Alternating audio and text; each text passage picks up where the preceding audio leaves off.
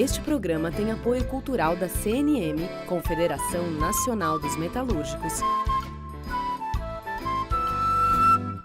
Começa aqui mais um Entrevistas no Café do Sindicato dos Bancários do Centro de São Paulo. A conversa hoje é com Paulo Câmara, governador de Pernambuco, pelo PSB, o Partido Socialista Brasileiro. Paulo Câmara é formado em Ciências Econômicas, pós-graduado em Contabilidade e Controladoria Governamental e mestre em Gestão Pública, sempre pela Universidade Federal de Pernambuco.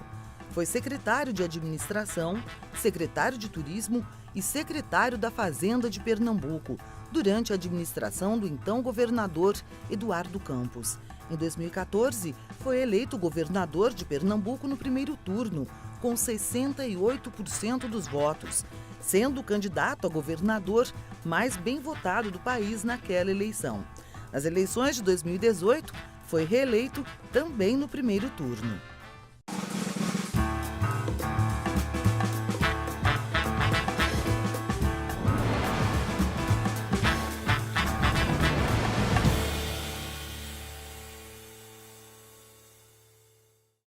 E para fazer este programa estão conosco Letícia Siqueira das Chagas, estudante de Direito da USP e presidenta do Centro Acadêmico 11 de Agosto. Também Terlânia Bruno, jornalista da Rádio Brasil Atual. Agradeço muitíssimo a presença de vocês duas. Governador, a gente ouve e a gente lê que o Nordeste está unido. De alguma maneira, o fato do presidente Jair Bolsonaro ter feito todas as descortesias, para dizer o mínimo, com o Nordeste brasileiro, teve esse papel, digamos, útil de unir o Nordeste? Bom, Juca, o Nordeste tem tido essa característica de muito tempo de buscar unidade. É uma região que é desigual. Pra você ter uma ideia, nós temos cerca de 28% da população brasileira e menos de 14% do PIB está no Nordeste, ou seja, há uma desigualdade. E o Nordeste viu nos últimos anos, nas últimas décadas, melhorar a vida das pessoas, as oportunidades aconteceram, ter um olhar para o desenvolvimento, buscar a inclusão. E isso está se perdendo nos últimos anos. Está se perdendo de maneira muito rápida. E a região, os governadores, os gestores, a sociedade, viu a necessidade de unidade, de defender valores, de defender o povo mais pobre, de buscar alternativas de um serviço público que funcione melhor, que chegue a quem mais precise e que possa ser uma voz clara de unidade em favor do Brasil, em favor do povo brasileiro, em favor realmente de uma forma de fazer política que tem dado certo para a região e que nós, gestores públicos, governadores, prefeitos, temos buscado, com essa unidade, avançar, mostrar para o Brasil que tem coisas interessantes sendo feitas no Nordeste, que tem dado certo. Os exemplos são muito claros. É só ver a educação de Pernambuco, a educação do Ceará, que são as educações referências hoje, no ensino médio, no caso de Pernambuco, no ensino básico, no caso do Ceará.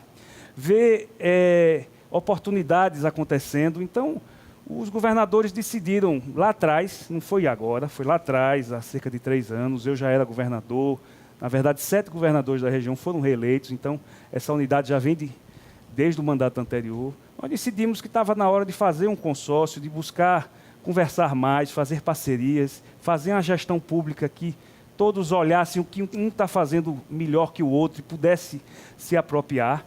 E culminou desse ano a gente fazer uma estrutura realmente para isso, que é o Consórcio Nordeste, e culminou também de ter um governo federal que claramente não prioriza uma região que tem muito a ajudar o Brasil a avançar, a melhorar, a sair desse momento tão difícil que passa, mas que infelizmente o governo federal tem dado um olhar totalmente diferenciado, tem tido um retrocesso em relação a muita coisa que precisava, na verdade, era continuar.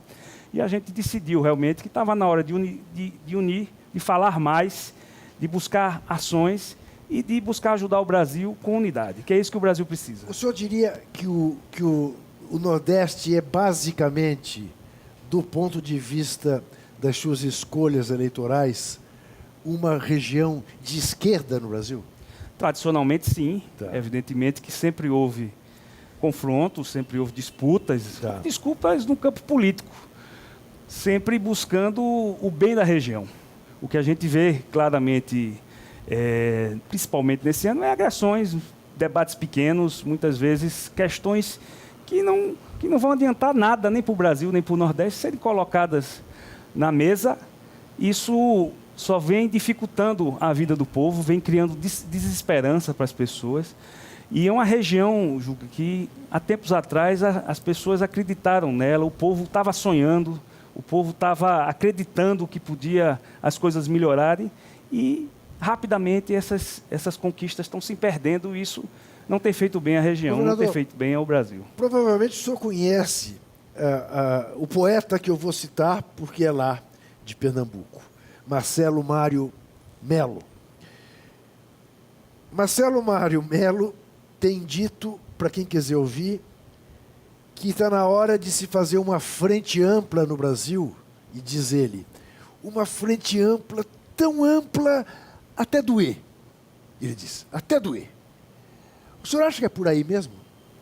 Eu acho que a gente tem que buscar mostrar ao Brasil, que é o que nós estamos fazendo no Nordeste, que precisa se sentar na mesa, precisa ter capacidade de diálogo, precisa se discutir as grandes questões nacionais e como fazer o Brasil voltar a crescer, voltar a gerar emprego, voltar a gerar renda, acabar com esse clima de confronto, de intolerância, de disputas pequenas, de não olhar o que precisa ser olhado, que é o futuro. O povo precisa de ações, o povo precisa de um serviço público que funcione, de reações a muitas coisas que a gente está vendo acontecer. Nós estamos sofrendo, Juca, no Nordeste, o maior acidente ambiental da história, com a chegada desse óleo nas nossas praias. São quase 60 dias, mais de 60 dias, na verdade, que esse óleo chegou e não tem respostas, não tem ação. Nós tivemos que fazer uma ampla mobilização para buscar alternativas de minimizar o que está acontecendo no Nordeste. Ou seja, tem que se priorizar aquilo que é importante. Não pode se ver um acidente ambiental como a gente viu e não tomar nenhuma providência. Isso em uma área apenas que eu estou citando. Todas as áreas estão precisando de ação, de capacidade de realmente de mostrar e de planejar o futuro. E hoje o debate é pequeno, é um debate rasteiro, discutir questões que todo mundo sabe que não pode dar certo, como o aumento de circulação de armas no país. Isso vai aumentar a violência, isso é um retrocesso a tudo que a gente conquistou no período mais recente. E é esse debate que a gente vê hoje no Brasil. É arma, críticas às políticas, desmonte de políticas sociais, desmonte de políticas ambientais, falta de alternativa, falta de olhar realmente uma estratégia do longo, do médio e do curto prazo. E a gente não vê isso acontecendo, infelizmente, no país. Terlânia. Governador, essa união dos estados nordestinos, ela foi consolidada em julho, não tem 6 meses ainda, né? E eu queria saber se tem já algum resultado prático dessa união. E como é que os governos estão se articulando para fazer frente a essa questão da mancha que está cobrindo todo o litoral nordestino, tendo em vista que o turismo é uma dos pilares, né, desse consórcio. Então, que o senhor me dissesse como é que está essa questão, como é que vocês estão enfrentando a questão. O consórcio ele foi formalizado agora, mas nós já vínhamos conversando e discutindo há muito tempo, né, nos fóruns dos governadores do Nordeste, debatendo temas importantes para o desenvolvimento da região. E esses debates eles estão já sendo colocados em práticas com a formação do consórcio. Nós já estamos fazendo compras corporativas, ou seja, compras em escala. Isso ajuda a melhorar o preço, principalmente de coisas, de produtos que todos os estados compram, como medicamentos. Já estamos com licitações conjuntas para diminuir o preço dos medicamentos que são comprados na região Nordeste. Nós vamos fazer agora uma série de ações internacionais para mostrar o que é o Nordeste, mostrar toda a potencialidade e que vale a pena investir no Nordeste, fazer turismo no Nordeste. Nós vamos ter de 6 a 8 agora de novembro a Semana do Clima a Conferência Nacional do Clima vai ser feita em Recife, com a participação dos governadores do Nordeste, alguns governadores do Norte e de outras regiões, porque o Brasil não quis sediar essa Conferência do Clima, o governo federal não quis fazer, que é a preparatória para a COP, né? Então, nós estamos fazendo isso lá em Pernambuco, junto com a região Nordeste, justamente para mostrar da importância de se debater a mudança climática, o meio ambiente, o crescimento sustentável.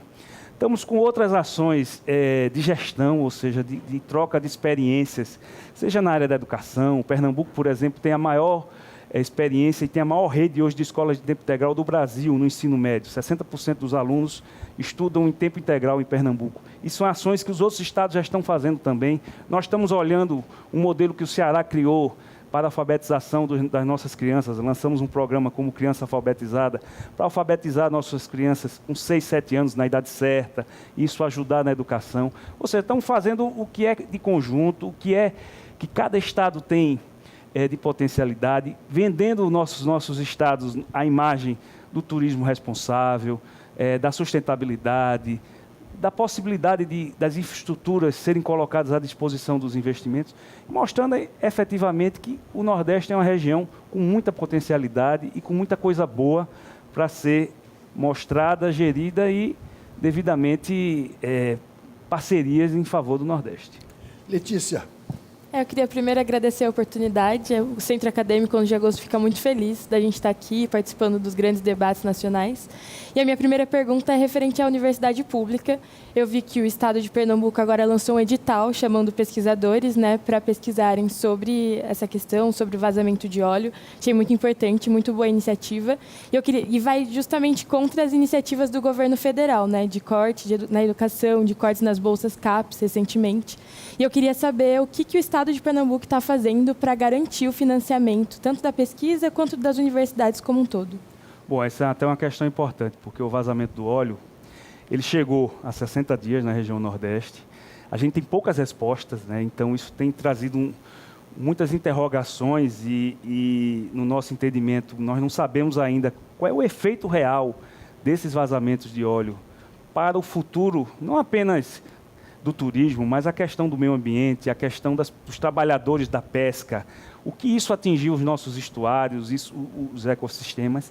Então, diante dessas respostas, nós entendemos que era necessário fazer um chamamento público, pesquisadores, ou seja, lançamos um edital de pesquisa em 12 áreas que nós, junto com a academia, entendemos que eram áreas importantes de serem pesquisadas para ver os efeitos disso em relação ao futuro. Então, foi 2,5 milhões aportados. Isso para nós é muito importante porque vai nos dar um horizonte de planejamento em relação ao futuro e até discutir o que é isso, o que isso representa, o que esse acidente ambiental vai representar não apenas para Pernambuco, mas para os outros estados do Nordeste atingidos. A questão da pesquisa, da inovação, da ciência, da tecnologia, são valores muito caros nossos, ou seja, a gente investe nisso há muito tempo.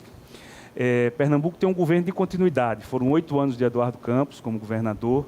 Eu estou no 5º ano como governador de Pernambuco. Então, nós, desde 2007, que iniciamos uma série de políticas públicas, seja na área da educação, na área de saúde, na área de segurança, na área da pesquisa, e essa continuidade que a gente busca dar, mesmo com as dificuldades, com as restrições financeiras, a gente não deixa de fazer as bolsas de pesquisa, ou seja, manter a condição dos nossos professores, dos nossos alunos fazerem mestrado, doutorado, pós-doutorado, isso foi garantido, mantendo as linhas de pesquisa e buscando adaptar essas linhas de pesquisa à realidade do que está acontecendo no momento, como as pesquisas que nós estamos fazendo agora para essa questão do vazamento do óleo, como nós estamos fazendo também na área da seca. Passamos 7 anos com muita seca no estado de Pernambuco. Pesquisas foram feitas e já estão nos dando sinais de como enfrentar melhor, conviver melhor com o semiárido,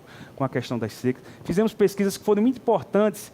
Tão logo chegou aquele vírus da Zika no Brasil, que Pernambuco foi o estado que identificou a relação do Zika com a microcefalia, ou seja, com mulheres grávidas. Isso foi feito através também de pesquisas e a gente está buscando aprimorar isso. Então, as políticas públicas, elas não podem olhar apenas o curto prazo. Isso que a gente também preza muito na forma de governar.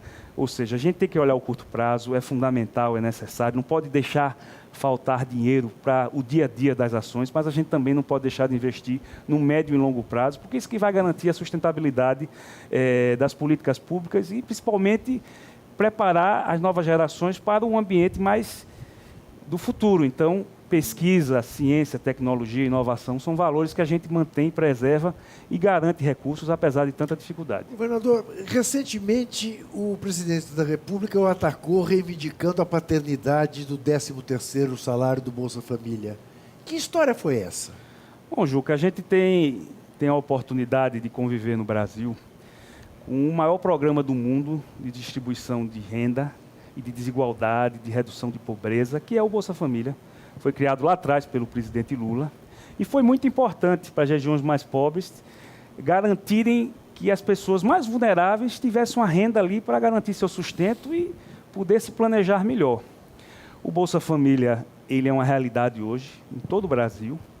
E na campanha eleitoral do ano passado, nós identificamos que era importante, diante da crise, da vulnerabilidade das pessoas, da ausência de alternativa, do desemprego, e Pernambuco foi um estado muito afetado pelo desemprego nessa crise, de ver o que é que a gente podia fazer no âmbito social que chegasse a mais gente dentro de uma lógica de distribuição de renda. Então, nós verificamos e conversamos que podíamos incrementar, de alguma forma, o Bolsa Família, criando a 13ª parcela. Isso foi em agosto de 2018. Lançamos isso no nosso programa de televisão, consta do nosso programa de governo, e foi muito bem aceito pela população, tanto que nós fomos vitoriosos no primeiro turno das eleições.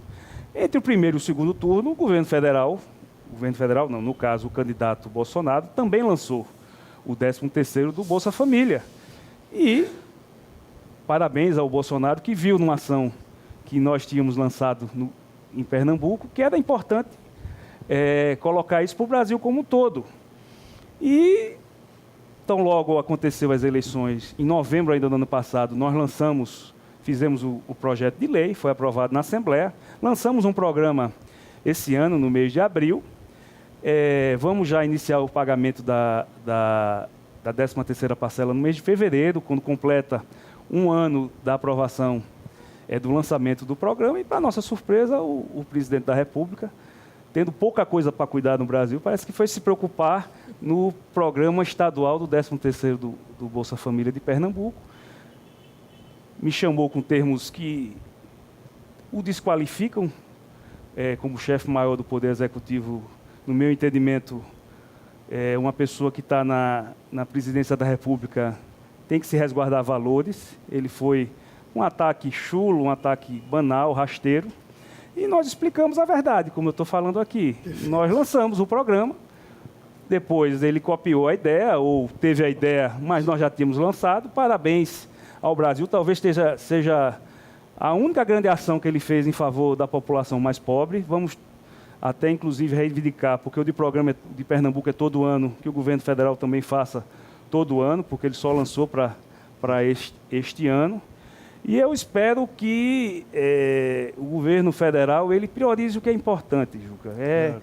Gerar emprego, gerar renda, claro. Tratar questões e não ficar... Claro. Eu tive uma solidariedade imensa de todo o Brasil, os governadores do Nordeste, muita gente. Então, eu não vou entrar nessa rinha. Perfeito. Eu vou governar meu estado e buscar trabalhar por um Pernambuco melhor. Nós vamos fazer um rapidíssimo intervalo. Antes, você que acompanha a TVT e quer ajudar a manter tanto a TVT quanto a Rádio Brasil Atual no ar, contribua com o nosso financiamento coletivo com a nossa vaquinha virtual. Acesse catarse.me/TVT e faça uma assinatura, porque nós voltaremos em seguida. Até já.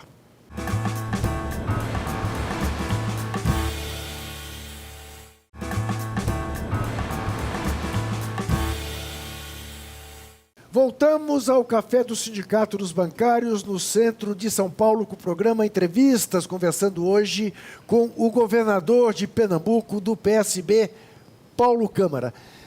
Governador, eu estou de pleno acordo. Eu acho que o senhor não tem que entrar em baixar o nível do debate político, nós estamos precisando elevar o nível.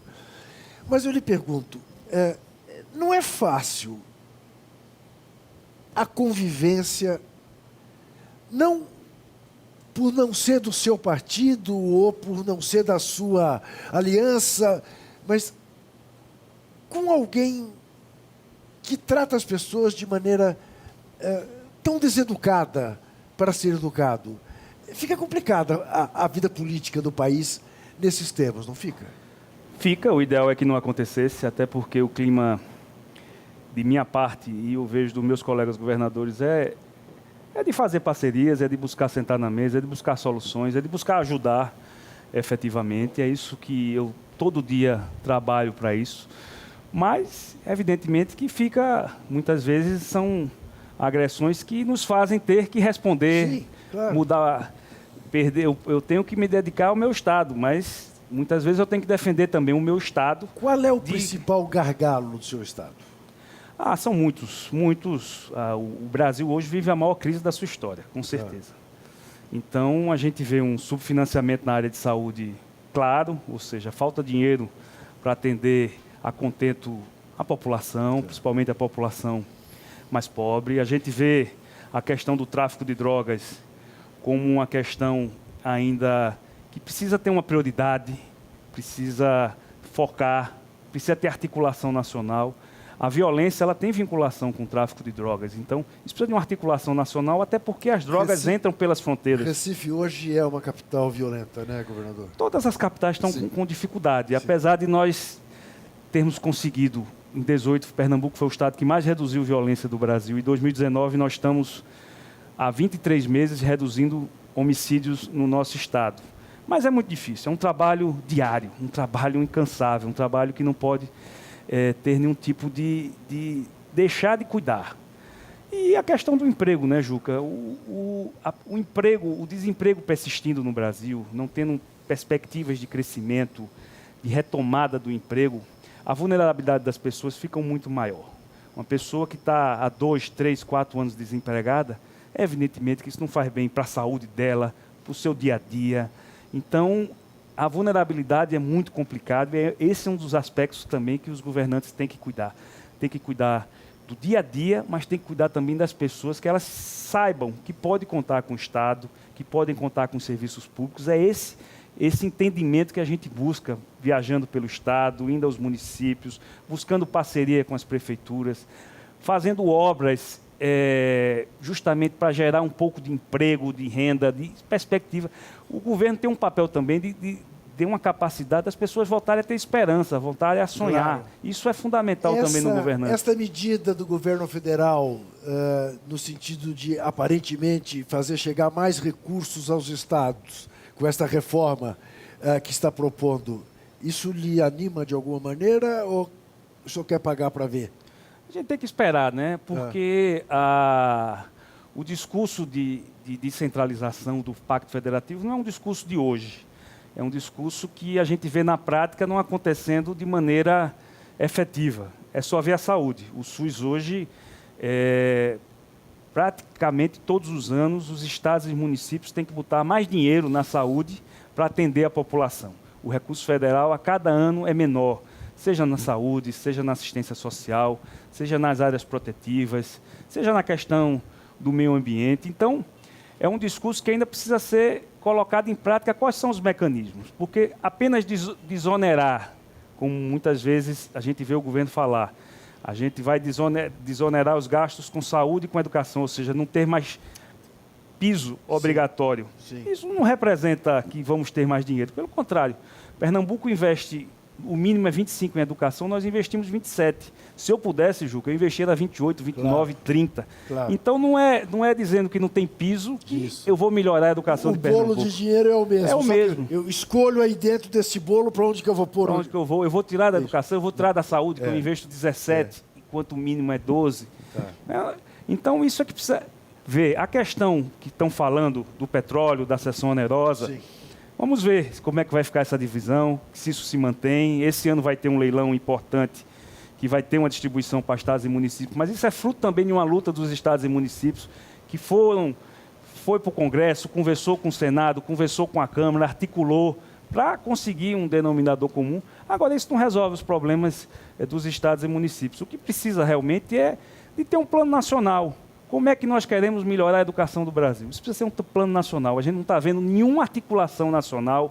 É um Ministério da Educação que, pelo contrário, não está mostrando nenhum projeto novo. E a educação, Juca, diferente de saúde, diferente de segurança, que a gente vê já no dia imediato, quando falta alguma coisa acontecer, a educação do jeito que está sendo administrado o Brasil, a gente vai sentir os efeitos disso nos próximos 2, 3, 4, 5 anos.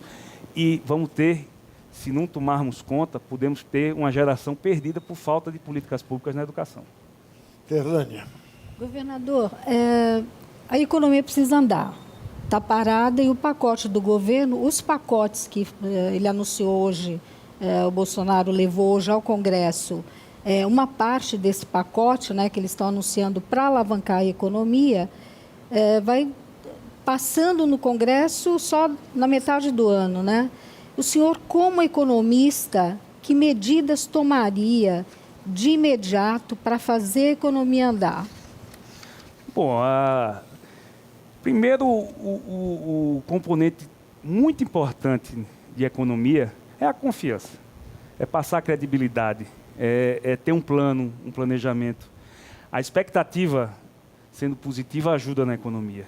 Quando a gente vê um monte de questões sendo levantadas, questões pequenas, questões que não ajudam o Brasil, só na semana passada, quantas questões que praticamente pararam o Brasil e transmitem um componente de desconfiança aconteceram.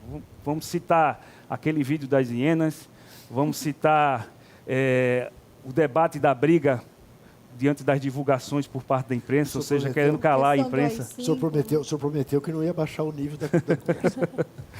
A questão do AI-5, ou seja, a semana só se discutiu isso, não se discutiu nada que pudesse gerar emprego, que pudesse gerar renda, que pudesse dar um olhar para que as pessoas tivessem confiança em investir. Eu acho que a confiança é muito importante.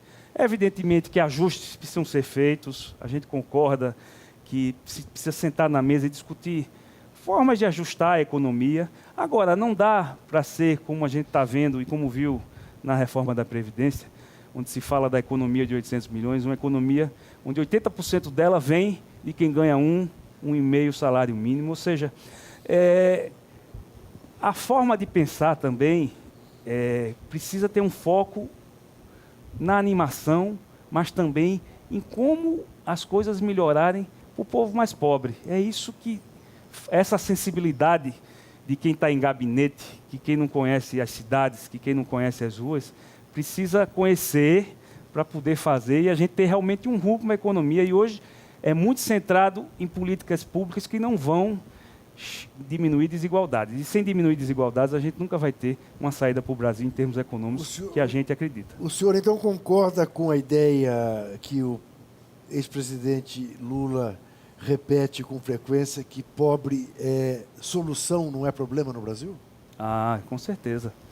Porque o presidente Lula mostrou isso. Mostrou que gerar emprego, fazer obras estruturadoras, distribuir renda, ajudou o povo brasileiro, ajudou o Brasil, ao Brasil ter confiança e poder ter rumo, ter norte, ter um olhar.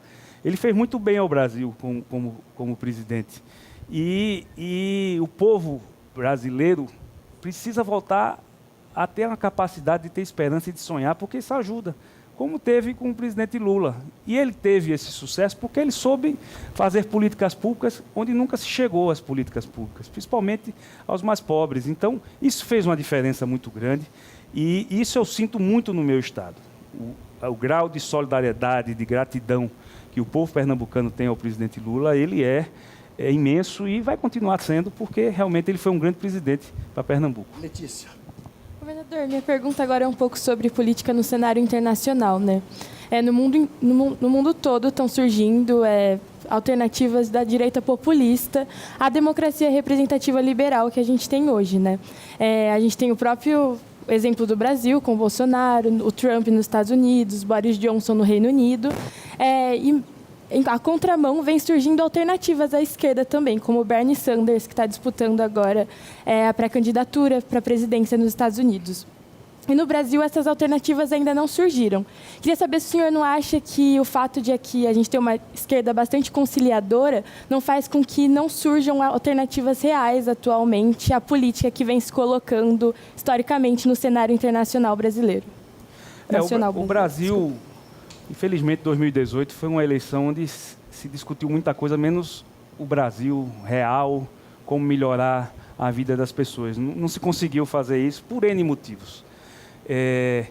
Agora a gente tem que se preparar realmente para 22, o campo da esquerda, os partidos de esquerda, eles têm também que ter essa capacidade de cuidar, de fiscalizar, de ser oposição a isso que a gente está vendo acontecer no Brasil, mas também de fazer um projeto a ser apresentado à sociedade, um projeto que possa realmente fazer as pessoas voltarem a sonhar, a ter esperança, a saber que esse campo que nós defendemos é um campo que fez bem ao Brasil, é um campo que pode ainda fazer muito bem ao Brasil. Então, há uma responsabilidade também nossa, dos partidos de esquerda, do PSB, do PT, PCdoB, do PDT, do PSOL, todos os partidos que tiveram juntos agora em 18, principalmente no segundo turno, de sentar, organizar, fazer um plano, independente de eleição, independente da disputa. É um plano realmente para o Brasil, para se discutir, para se debater e para se contrapor a esse modelo que a gente está vendo hoje aí,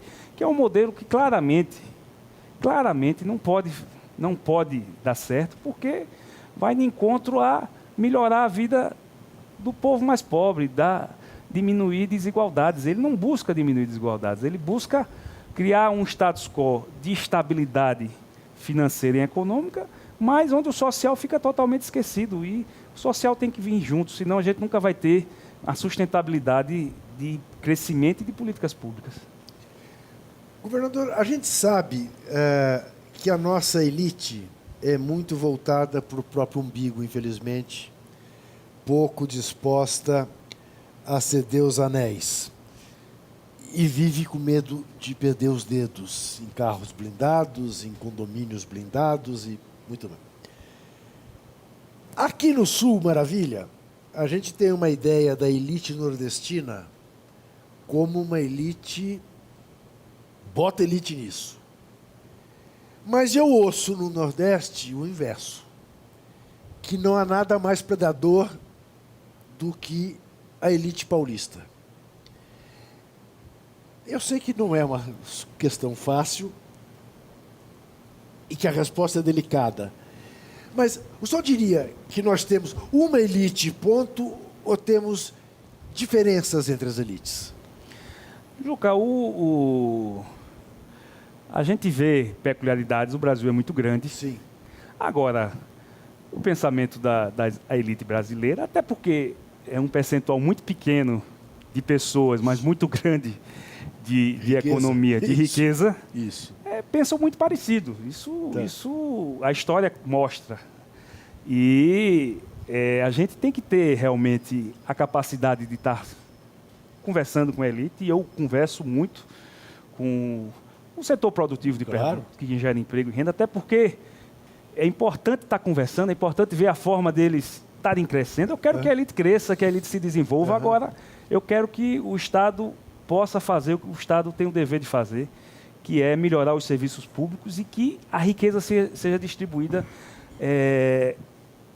dando a oportunidade para todos. Mas como visão ideológica, o senhor diria que o usineiro pernambucano tem a mesma cabeça do industrial paulista? Veja, eles são grandes ainda geradores de emprego. Sim. E eu faço muitas parcerias com o setor do álcool e do açúcar em Pernambuco, sim, até porque a geração de emprego é importante e eles contribuem. O ambiente está muito menos descontaminado do que foi há 50 anos atrás, na época até que Dr. Arraes foi governador, que fez o acordo do campo, que garantiu os direitos ao povo do campo. Hoje há uma institucionalidade bem maior. Então, a gente sabe dosar isso. Agora, nós pensamos diferentes na hora de fazer as políticas públicas. Nós entendemos que nós precisamos fazer políticas públicas que cheguem a todos, que garantam o desenvolvimento econômico, mas principalmente que garantam o desenvolvimento social. Há ainda a questão do trabalho escravo em Pernambuco, governador? Veja, nós recebemos muito menos relatos do que nós tínhamos antes e tomamos as providências sempre que ocorre. Nós trabalhamos, julgo, incansavelmente para que isso não ocorra. E Pernambuco tem dado bons exemplos disso, até porque nosso exemplo na educação mostra isso. Nós pegávamos os índices de educação em 2007, onde Pernambuco tinha a 21ª colocação do Brasil, de 27 era o 21º no ensino médio, e hoje foi primeiro em 2015, tirou terceiro em 2017, hoje tem 60% dos alunos estudando em escola de tempo integral, e o que é mais importante, a nossa evasão escolar. Em 2007, 24% dos alunos que entravam no ensino médio não terminavam. Hoje apenas 1,2% não terminam. Ou seja, nós estamos conseguindo manter os nossos jovens na escola. E isso, para nós, é muito importante. E isso é que vai garantir que trabalho escravo, que jovens não tenham oportunidade de ter uma educação, não aconteça. Então, a gente tem conseguido, na educação, criar bons exemplos. Nós temos um programa, Juca, que apesar da crise a gente mantém todo ano, que é o Ganho Mundo. Todo ano eu mando 1.000 alunos da escola pública, do 2º ano do ensino médio, fazer um intercâmbio no exterior. E eles vão estudar o inglês, estudar o espanhol, vão para os Estados Unidos, para o Canadá, Nova Zelândia, Austrália, Espanha, Argentina, passam 6 meses lá. E isso é fundamental, porque nossos alunos eles começam a entender que com esforço próprio, com estudo, com dedicação, eles podem alcançar os sonhos. É o Ganho Mundo. Nós já vamos fazer um rapidíssimo intervalo e prometo volto no terceiro bloco com você. Até já.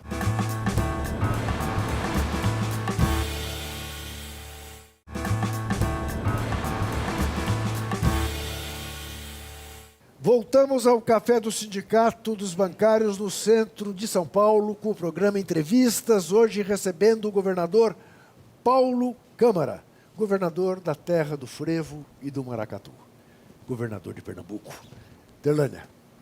Governador, a qualidade das escolas públicas em Pernambuco e principalmente no Ceará, elas saltam aos olhos, né? Então, queria que o senhor dissesse como é possível que São Paulo, um estado, uma cidade mais rica do país, o estado mais rico do país, a gente não consegue, ou melhor, o Nordeste consegue índices de educação melhores do que a gente tem aqui em São Paulo. Sem querer puxar a brasa para sardinha nenhuma, Terlânia, o Maranhão também não tem sido exemplar. Também, é verdade, verdade.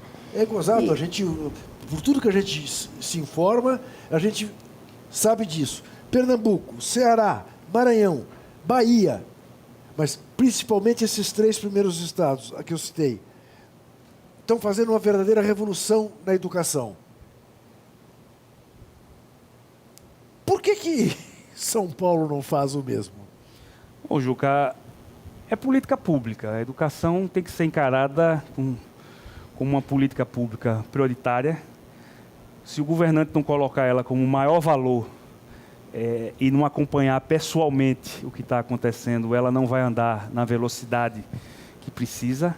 Agora, exemplos como o do Ceará e como o do Pernambuco mostram que é possível, porque são 12 anos, no caso de Pernambuco, onde nós tínhamos um dos piores indicadores do Brasil e hoje nós temos um dos melhores, se não for o melhor, no ensino médio, ou seja, maior rede de escolas de tempo integral, maior aprovação do Brasil. Dá para pensar em 100% de escola integral? Nós estamos trabalhando até 2022 para 70%. Por que 70%? Porque... Até 2022. 22. Porque 70% dá a garantia de todo mundo que quer estudar numa escola de tempo integral ter a vaga. Porque muitos ainda não querem por N motivos, ou porque já estão ajudando a família ali no mercado que tem, no comércio, ou porque fazem outra atividade. 70% nos dá praticamente a garantia de que todo mundo que quiser estudar numa escola de tempo integral vai ter sua vaga garantida. Então, isso já está planejado para 2022. Agora, a escola de tempo integral, como eu falei, a menor taxa de abandono é 1% só. Era 24% há 12 anos atrás. Ou seja, nós temos que garantir que nossos alunos cheguem no ensino médio, porque aí ele vai terminar. Essa é uma escola sem partido, governador? É uma escola onde o aluno pensa, discute, debate. É uma escola onde o professor tem liberdade para ensinar. E é uma escola de tempo integral, Juca, ou seja, tem esporte, tem cultura, tem as cadeiras, as disciplinas normais, mas tem muita participação, isso faz muita diferença. Quer dizer, o senhor está me dizendo que Pernambuco está realizando o sonho que o mineiro Darcy Ribeiro não conseguiu fazer no Rio de Janeiro? Pernambuco está fazendo grandes coisas pela educação e o Darcy Ribeiro, com certeza, é inspirador disso, como Paulo Freire, como Dom Helder Câmara, como Miguel Arraes de Alencar e Ano Suassuna, tantos pernambucanos ou paraibanos ou ali vizinhos que se radicaram lá, tinham esse sonho de integrar numa escola cultura, esportes, capacidade do pensar, os alunos poderem realmente sonhar, ganhar o mundo, saberem que com o estudo eles vão poder fazer universidades públicas ou privadas com o nosso apoio. Nós criamos um programa também, Juca, para você ter uma ideia, que é o Pernambuco no Campus. Nós pegamos os nossos alunos da educação, incentivamos ele a fazer o Enem, porque eles não estavam fazendo o Enem. Porque moravam numa cidade do interior, que não tinha universidade na cidade, e sabiam que se mesmo passasse no Enem ou no vestibular público, não tinham condições de se mudar, de se manter. Então a gente está dando dois anos de bolsa para o aluno poder se mudar, ir para um centro onde tenha a universidade, e passamos, em 2 anos esse programa tem, passamos de 70% de inscrições no Enem, da nossa rede pública, para quase 80%. Ou seja, além de estar dando um ensino de melhor qualidade, os alunos estão podendo fazer o Enem, saber que vão ter uma bolsa para se manter. E hoje tem pernambucano estudando aqui na USP, Direito, tem pernambucano na UNB, tem pernambucano estudando em todas as universidades do Nordeste, graças também a esse olhar de garantir o ensino público das universidades. Letícia, tem algum colega pernambucano? Que eu me lembre... Ah, não, tem na Casa do Estudante, onde eu moro, tem pessoas que fizeram, que foram para intercâmbio com o Ganho Mundo. Você também não é de São Paulo, é? Eu sou de Campinas, interior. De Campinas, tá. E a minha pergunta é justamente sobre o programa Ganho Mundo, né? Eu acho muito importante enviar alunos de escolas públicas para fora, eles terem essa vivência. Mas quem vai para fora atualmente, consegue acessar os cursos do Ganho Mundo hoje, são alunos que têm uma boa média e tudo mais. E aí é um pouco individualizado, né, para esses alunos. Eu queria saber quais são as políticas institucionais para institucionalizar o ensino de línguas nas escolas estaduais e esse contato com outras culturas, para além dos estudantes que têm as melhores médias. Realmente o Ganho Mundo, ele pega o 2º ano do ensino médio das escolas públicas. Agora, qual é o critério? Primeiro, ele realmente tem que ter boas notas.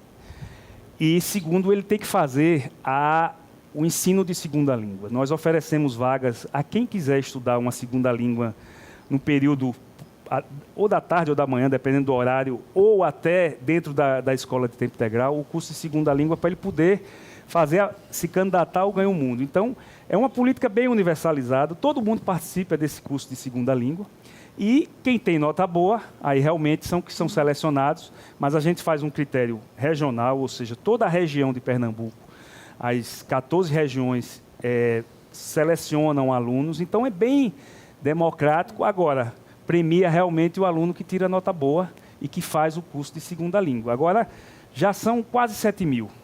O programa foi criado por Eduardo em 2012, é válido, já tem quase 7 mil fazendo, e agora eu já estou conhecendo os alunos que ganharam o mundo, que já fizeram universidade, que já estão no campo. Alguns voltaram para o estado, para o país que estudaram. Eu tive agora, na Semana do Clima em Nova York, encontrei 3 alunos que tinham feito o Ganho Mundo, que conseguiram voltar para os Estados Unidos, que estão agora pensando em fazer a universidade. Então, ele dá é verdade uma possibilidade de abrir as cabeças e as pessoas terem condições de fazer o que querem. Falar em Semana do Ambiente em Nova York. Pernambuco é dos principais, se não for o principal produtor de etanol no Brasil. Nesse momento em que o mundo todo está preocupado com a produção de energia limpa, que papel pode vir a desempenhar o etanol na economia pernambucana? Veja, o etanol ele é uma fonte importante ainda de geração de energia. Agora, nós estamos buscando também investir em outras energias limpas, como a eólica. Pernambuco já é um grande produtor de energia eólica do Brasil. Energias solares, o maior investimento de energia solar que está acontecendo no país hoje é em Pernambuco, são 3,5 bi de investimentos em placas solares. E estamos buscando realmente englobar isso. Nós temos muitas práticas de carbono zero, plástico zero. Noronha hoje, Juca, Fernando Então, Noronha, é um caso hoje de plástico zero, de carro elétrico. É uma vitrine para o mundo nessa ideia. É como se fosse É o experimento. Isso. Toda vez que a gente quer experimentar alguma boa prática de meio ambiente, a gente começa por Noronha e carro tem dado elétrico, muito. ônibus elétrico, é isso? Carro elétrico, ônibus elétrico, tudo já sendo... Faz muito tempo que eu não vou a Noronha, mas ao mesmo tempo eu ouço dizer que Noronha está se abrindo aos cruzeiros marítimos? Não está abrindo, tem restrições. 70% da ilha é de preservação. Nós temos limitação de recebimento de turistas todo ano, há limites. Tá. E as práticas de sustentabilidade são muito fortes, porque a gente quer realmente ter condições nos próximos 10 anos de Noronha ser totalmente carbono zero e plástico nenhum estando na ilha. Tá. Noronha é um paraíso. Governador, a importância da área cultural. A gente tem visto aqui nos últimos tempos essa área ser estrangulada com falta de recursos pelo governo federal e a gente sabe que o Nordeste exala cultura, né? Então, qual a importância que o senhor atribui à área cultural? É muito grande. Hoje, se você for olhar o que é de moderno na economia, é a economia do conhecimento e a economia criativa. Nós precisamos ainda fazer o beabá da economia normal, da atração de indústrias, porque nós estamos, infelizmente, ainda tendo que cumprir a agenda do século passado. Mas o que a gente não pode deixar acontecer, nem em Pernambuco, nem no Brasil, é que a agenda do século XXI, que é da economia criativa, que é a agenda da economia do conhecimento, fique para o século XXII. Então, eu busco realmente, tanto na área de tecnologia de informação, de serviços e de cultura, estar sempre presente nas nossas políticas públicas, buscando priorizar os arranjos produtivos, as potencialidades de cada região, buscando incentivar a produção artística, a produção cultural, seja na música, no cinema, nas artes, no teatro. Tudo isso é presente numa política pública também que a gente tem como valor do nosso partido, do PSB, que vem lá do Dr. Arraes, que Eduardo soube resgatar de maneira muito forte os nossos fundos de cultura. Eu tenho mantido o mesmo patamar de recursos na cultura, mesmo com a crise. Eu não fiz nenhum contingenciamento na área de cultura, porque é a que dá a condição de nós de nos desenvolvermos, de gerar emprego, de dar liberdade para as pessoas pensarem, e é um grande patrimônio de Pernambuco, valorizar o patrimônio vivo, o patrimônio material, o nosso patrimônio artístico, tudo isso está muito presente nas nossas políticas públicas, e eu ainda coloco a questão da educação. Nós sempre introduzimos também cultura nas nossas escolas para valorizar o que a gente tem tão rico, seja o frevo, o maracatu, o carnaval, o São João, seja também as potencialidades que a gente vê acontecendo em todas as áreas. Governador, o maior filme desse ano é de um pernambucano, que é o Bacurau. Sem dúvida. É brilhante. É brilhante. Aliás, eu lhe recomendo. Eu tô apaixonado por uma trilogia que vai do Bacurau, passa pelo Coringa e um filme argentino lançado anteontem em São Paulo, chamado A Odisseia dos Tontos. É curioso como tinha uma bola pingando na área e que 3 baita diretores de cinema sacaram que era hora de chutar essa bola para o gol. Porque, de maneiras diferentes, aborda a mesma questão. A mesma questão do povo tomando para si o seu destino. É muito interessante. Mas eu queria lhe fazer, primeiro, um apelo. Já que estamos falando de Nordeste, embora eu saiba que ele não seja nordestino de raiz, é apenas de vivência, porque nasceu aqui em São Paulo. Não dá para controlar o Ciro Gomes, governador? Nós conversamos com o PDT de Pernambuco, nós temos alianças. Pelo que me consta, as reuniões de partidos, seja do PSB, com o PT, com partidos de esquerda, o presidente Carlos Lupe tem participado. Eu espero muito, Juca, que haja essa capacidade de entendimento das pessoas e sempre me coloco à disposição para buscar, de alguma forma, estar presente nesse ambiente de entendimento. Às vezes dá, às vezes não dá, temos que respeitar as pessoas. Agora, para o Brasil melhorar, era muito importante que a gente tivesse um entendimento para o futuro. O PSB, se eu não estou enganado, foi o grande vitorioso nas eleições passadas em Pernambuco, nas prefeituras. Fizemos um grande contingente de prefeitos, no nosso campo, né? Tá. A nossa unidade. Em 2018, tivemos a condição também de eleger o maior número de deputados federais, estaduais, e de fazer uma grande frente ampla em Pernambuco. Então, isto tudo com uma governadora, uma vice-governadora, presidenta do PCdoB. Do PCdoB, Luciana Santos, que é a primeira mulher vice-governadora da história de Pernambuco. Tá. Isso significa, ou pode significar, um encaminhamento, na medida em que o senhor não pode ser candidato novamente, que ela venha a ser a sua sucessora? Está muito cedo ainda, né? Evidentemente que Luciana tem me ajudado muito como vice-governadora a governar Pernambuco, até porque não se governa sozinho, é a equipe, é a vice-governadora, tem me ajudado muito, tem sido uma grande parceira, tem nos honrado muito, como eu falei, a primeira vice-governadora da história, mulher da história de Pernambuco, e eu não gosto de antecipar 22, até porque falta muita coisa, o Brasil está nessa confusão sem fim, então a gente está muito concentrado, tanto eu e Luciana, a governar Pernambuco, mas eu não tenho dúvida que se caso houver essa possibilidade mais na frente, ela vai ser uma grande governadora também. E o próximo prefeito de Recife, porque aí estamos falando de uma eleição mais próxima, será necessariamente do PSB? Veja, Juca, o prefeito atual do Recife, o Geraldo Júlio, que é meu colega, inclusive fui secretário com ele na época de Eduardo Campos, somos colegas do Tribunal de Contas, ambos servidores do Tribunal de Contas. Ele tem feito uma administração muito importante no aspecto social, no planejamento do Recife.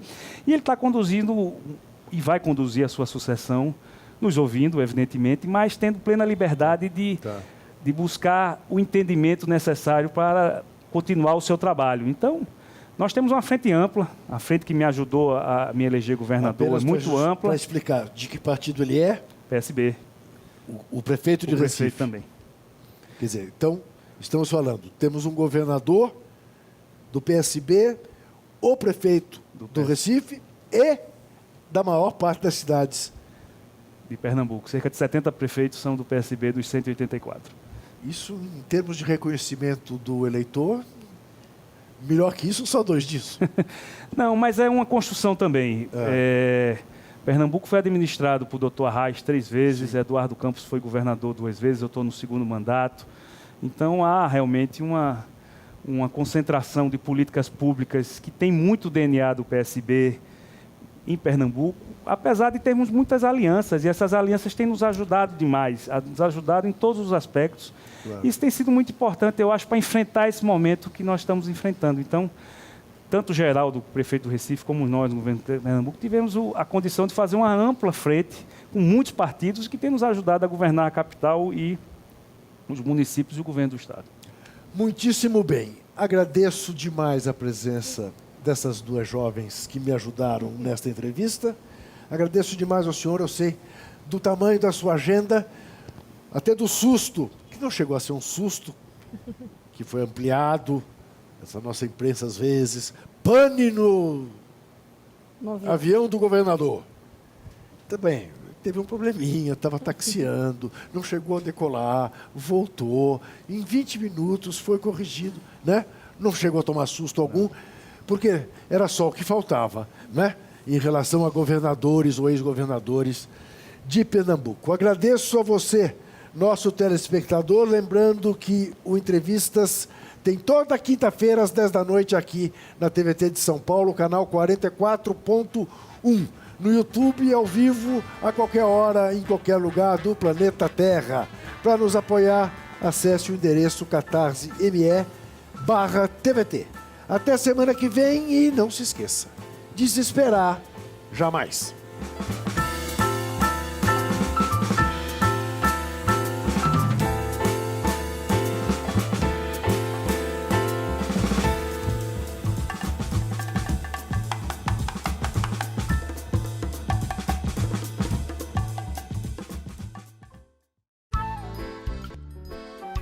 Este programa tem apoio cultural da CNM, Confederação Nacional dos Metalúrgicos,